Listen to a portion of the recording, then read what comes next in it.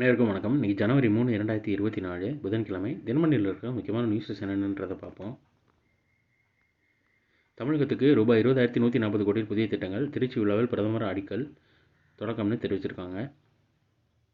2025ஆம் ஆண்டுக்குள் 121 பசுமை விமான நிலையங்கள். அமைச்சர் ஜோதிராதித்ய சிந்தியா தெரிவிச்சிருக்கதா சொல்லியிருக்காங்க. அடுத்ததாக, எண்ணூரில் உள்ள காமராஜர் துறைமுகத்தில் ரூபாய் 206 கோடியில் புதிய சரக்கு முனையம் பிரதமர் மோடி தொடங்கி வைத்தார்னு தெரிவிச்சிருக்காங்க. அடுத்ததாக இன்றைக்கான திருக்குறள் என்னன்றதை பார்ப்போம்.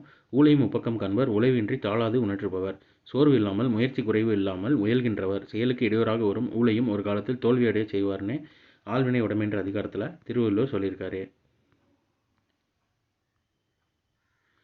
அடுத்ததாக, சிப்பமிடப்பட்ட பொருட்களுக்கு கட்டாயமானது யூனிட் விலை. அதாவது இந்தியாவில் விற்பனை செய்யப்படும் சிப்பமிடப்பட்ட பேக்கேஜ்டு பொருட்களின் மீது தயாரிப்பு தேதியையும் அளவில் அடிப்படையிலான விற்பனை விலையையும் யூனிட் சேல் பிரைஸ் குறிப்பிடுவதை கட்டாயமாக்கி மத்திய அரசு பிறப்பித்துள்ள உத்தரவு அமலுக்கு வந்துள்ளதுன்னு தெரிவிச்சிருக்காங்க. ஸோ இன்றைக்கான நியூஸஸ் அவ்வளோதான். இதோட ஹேண்ட் ரிட்டன் பிடிஎஃப் கீழே டிஸ்கிரிப்ஷனில் லிங்க்கில் கொடுக்குறேன். வேணுவரவங்க யூட்டிலைஸ் பண்ணிக்கோங்க. இதோட ஷார்ட் வெர்ஷன் கரண்ட் அஃபேர் நம்ம சேனல் இருக்குது. வேணுவரவங்க அதை யூட்டிலைஸ் பண்ணிக்கோங்க. ஸோ மேலும் இன்னும் நியூஸில் சந்திப்போம். தேங்க்யூ.